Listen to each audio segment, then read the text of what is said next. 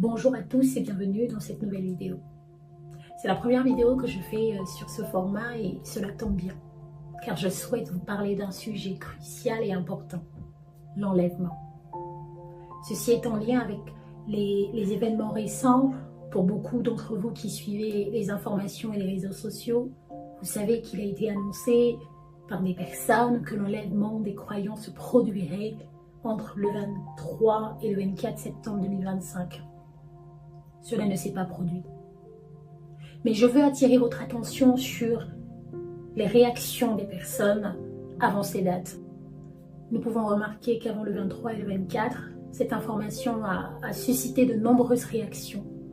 Certains se sont préparés d'une certaine façon, certains ont voulu leur bien, d'autres ont ri, certains se sont moqués. Puis, après le 24, les moqueries et les railleries se sont intensifiées. Beaucoup de vidéos circulent sur ce sujet en ce moment. Sur TikTok, par exemple, une véritable tendance est née. The Rapture Talk. En français, Talk enlèvement. Certains ont diffusé des messages sérieux et spirituels pour rappeler les enseignements bibliques. Et beaucoup ont choisi d'en rire en publiant des vidéos humoristiques ou parodiques simulant par exemple l'enlèvement de leurs proches. Alors, pourquoi l'enlèvement suscite-t-il tant de moqueries chez certains, mais demeure-t-il une affaire des plus sérieuses pour nous qui croyons? La réponse tient d'abord à ce que signifie réellement ce mot. Par définition, être enlevé signifie être transporté d'un endroit à un autre.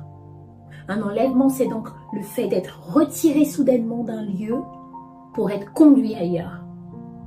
Rien que cette définition et l'application concrète d'un tel acte, d'un tel événement à l'échelle de la Terre, à l'échelle du monde, paraît inimaginable et impossible aux yeux des hommes et des femmes de notre temps. C'est précisément ce qui alimente les moqueries. Mais voyons ce que dit la Bible à propos de l'enlèvement. La Bible nous donne déjà des exemples de personnes qui ont quitté la terre sans connaître la mort. Enoch fut enlevé sans voir la mort. Genèse au chapitre 5, verset 24.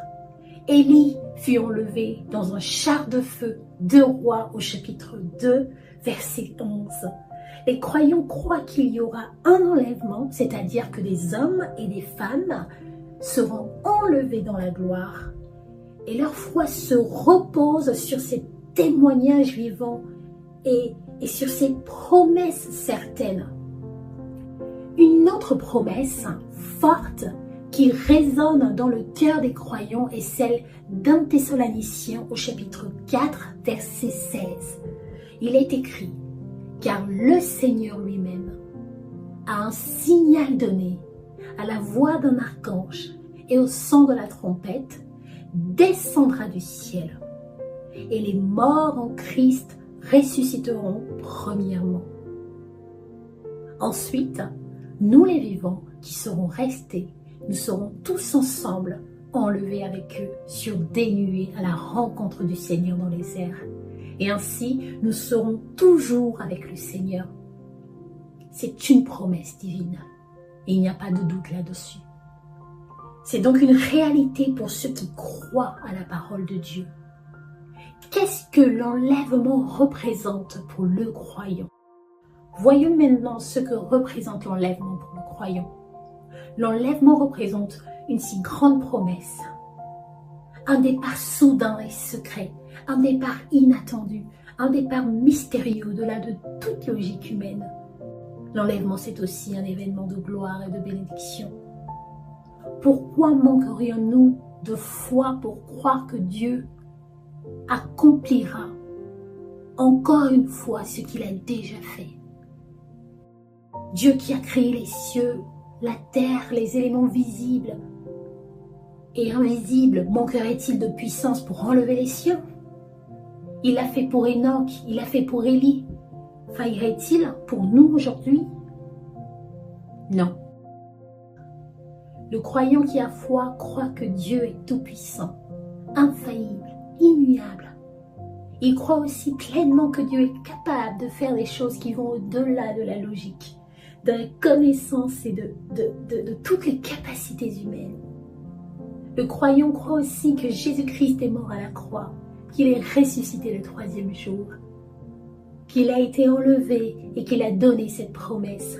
Dans Jean 14, verset 1, il dit que votre cœur ne se trouble point. Croyez en Dieu et croyez en moi.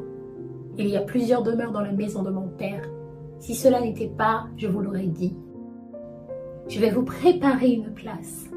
Et lorsque je m'en serai allé et que je vous aurai préparé une place, je reviendrai et je vous prendrai avec moi, afin que là où je suis, vous y soyez aussi. C'est une promesse. Et le croyant s'accroche à cela. Les récents événements ont suscité chez beaucoup de la moquerie, des railleries, des plaisanteries, du sarcasme et même des trends sur les réseaux sociaux qui tournent ce sujet en dérision. Mais au-delà des rires apparents, cela risque de produire chez beaucoup de personnes dans les jours, dans les semaines et dans les mois qui vont arriver du découragement, une banalisation de ce sujet pourtant sérieux et crucial. Ça va créer de la confusion et surtout un relâchement progressif dans la foi chez certaines personnes. Or, la Bible nous avait déjà avertis de ces choses. Dans Matthieu 24, au verset 12, la Bible déclare « Parce que l'iniquité se sera accrue, la charité du plus grand nombre se refroidira. L'amour du plus grand nombre pour la parole de Dieu, l'amour du plus grand nombre pour les promesses divines. » Et encore dans 2 Pierre au chapitre 3, verset 3, la Bible déclare « Dans les derniers jours, il viendra des moqueurs, marchant selon leur propre convoitise et disant « Où est la promesse de son avènement ?» Et c'est exactement ce qui se passe. Ces réactions ne sont donc pas une surprise. Elles confirment exactement ce que les Écritures avaient déjà annoncé. Mais le croyant, face à tous ces événements, lui, il s'accroche à la parole et aux promesses divines, sans douter, sans faiblir, peu importe les saisons, peu importe les circonstances, les jours, les mois ou les années qui passent. Pour un croyant, ce n'est pas une illusion, ni une vue de l'esprit, c'est une réalité, un événement physique et soudain où des hommes et des femmes quitteront la terre. Quelle est l'attitude à avoir? Quelle attitude devons-nous adopter? 2 écritures nous éclairent sur cela. Dans Matthieu 25, la Bible nous parle de la parabole des 10 vierges. Elle dit que 5 étaient sages. Elles ont gardé leur lampe allumée et elles sont restées sensibles à l'appel et sérieuses dans leur préparation et dans leur marche. Tandis que celles qui étaient folles, il y en avait 5, elles ont négligé. Elles n'ont pas pris au sérieux l'attente. Elles n'ont pas pris au sérieux la préparation. Nous comprenons que l'enlèvement sera un événement de joie pour ceux qui auront cru et se seront préparés. Mais ce sera un jour aussi d'horreur pour ceux qui l'auront méprisé. Imaginez un seul instant. 5 personnes disparaissent ici, 10 ailleurs. Quelqu'un dira peut-être « C'est mon époux, c'est mon enfant, c'est mon ami. Où est-il? Où est-elle » Certains regretteront amèrement et diront « Si seulement j'avais su, si seulement j'avais pu. » Mais il sera trop tard. Ce sera une joie immense pour les uns et un regret amer pour les autres. Le livre de Matthieu 24, au verset 43, dit « Je viendrai comme un voleur. » C'est Jésus lui-même qui l'a dit. Il vient au moment où on s'y attend le moins. Ainsi sera l'enlèvement pour ceux qui croient véritablement. La Bible rajoute ceci dans 1 Corinthiens, chapitre 15, au verset 52. « En un instant, en un clin d'œil, à la dernière trompette, la trompette sonnera et les morts ressusciteront incorruptibles, et nous serons changés. » Retenez en un instant. Réfléchissez un peu à cela, en un clin d'œil. En science, on estime qu'un clin d'œil dure en moyenne 300 à 400 millisecondes soit environ un tiers de seconde. Ça veut dire soudain, instantané et impossible à prévoir. Impossible de dire au revoir, de vendre ses biens, de créer une trend, de se faire une mini vidéo TikTok en un clin d'œil. C'est un appel à la vigilance. Ces écritures sont un appel à la vigilance et au réveil de l'âme. Un appel à la vigilance pour ne pas tomber dans un état de relâchement, car c'est un moment où le monde s'y attendra le moins que le Seigneur reviendra soudainement et que l'enlèvement se produira. Un appel au réveil de ton âme parce que tu dois continuellement, jour après jour, chercher à demeurer connecté à Christ. Chaque jour, tu dois veiller à être prêt, à garder ta lampe allumée.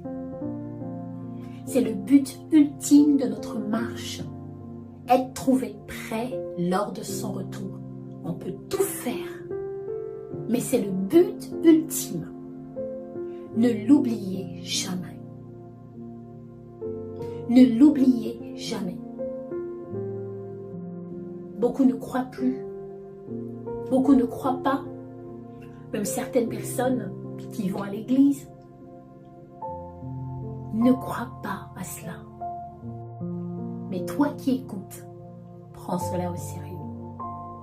Ne cherche pas de substitut, ne fais pas semblant, ne joue pas en double jeu dans ta marche. Cela ne tiendra pas. Chaque jour, rapproche-toi davantage de Christ. Comme l'a dit Paul, fais tous tes efforts pour recevoir la puissance régénératrice du Saint-Esprit. Fais tous tes efforts. Et puis, petit à petit, tu es enlevé des choses du monde. Ton cœur s'attache aux choses de Dieu. Petit à petit, tu es enlevé et libéré de la nature de péché et tu reçois les perfections invisibles. Et petit à petit, tu es enlevé de toutes ces choses jusqu'au jour où, soudainement, tu seras enlevé physiquement. Oui, physiquement et réellement. Quelle joie, quel espoir, quelle foi faut-il avoir? Faut-il avoir pour croire à ces choses? Une foi qui défie les lois de la nature, certaines lois de la nature, une foi qui s'accroche aux promesses divines de Dieu pour aller toucher les choses éternelles. Notre foi n'est pas placée sur un homme mortel, un homme qui peut faillir et manquer d'accomplir ses promesses. Mais notre foi repose sur les paroles bénies du Seigneur Jésus-Christ, le Fils du Dieu vivant. Et il en est pleinement capable. Alors que certains disent, on répète depuis longtemps que Jésus-Christ revient bientôt. Combien d'années se sont écoulées? Combien en faudra-t-il encore? Nous ne le savons pas. Comme le dit l'Écriture, pour ce qui est du jour et de l'heure, personne ne le sait. Ni les anges dans les cieux, ni le Fils, mais le Père seul. Matthieu 24, au verset 36. Alors, nous veillons, nous prions et nous continuons à croire sans relâche. C'est là l'attitude que nous devons garder dans nos cœurs, dans nos vies. J'espère que ce message sera pour vous une bénédiction, un moyen d'encouragement. Si c'est le cas, n'hésitez pas à le partager, à bénir une autre personne. Préparez-vous, car Jésus-Christ revient bientôt. Fais avec moi cette prière. Seigneur Jésus-Christ, j'ai besoin de toi. Je crois en tes promesses. Je crois qu'elles sont réelles, certaines et vraies. Alors que nous attendons ton retour, je te prie de travailler l'état de mon âme, afin que chaque jour, je me rapproche davantage de toi. Accorde-moi ta grâce. Merci pour tout. Au nom du Seigneur Jésus-Christ, j'ai prié. Amen. N'hésitez surtout pas à vous abonner à la chaîne, à partager, cette petite exhortation, ce petit message d'encouragement à une personne pour qu'il soit aussi une bénédiction. Likez et abonnez-vous à la chaîne. Jusqu'à la prochaine vidéo. Restez avec Dieu et restez bénis.